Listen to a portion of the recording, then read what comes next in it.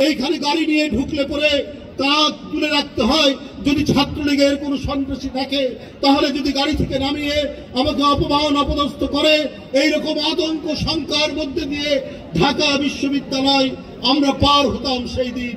আজকে স্বস্তির, আজকে শান্তির সুবাতাস বইছে এই বিশ্ববিদ্যালয়।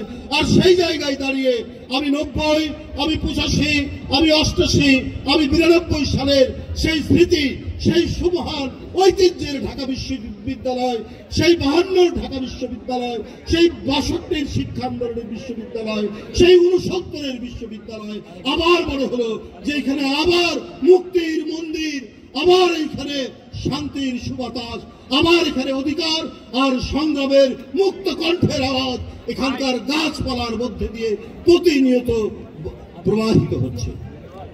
ছাত্র ভাই ও বোনেরা, শেখ হাসিনা মনে করেছিলেন বাধা দেব আর বাধা দিলেই সব আটকে যাবে, সবকিছু স্তব্ধ হয়ে যাবে।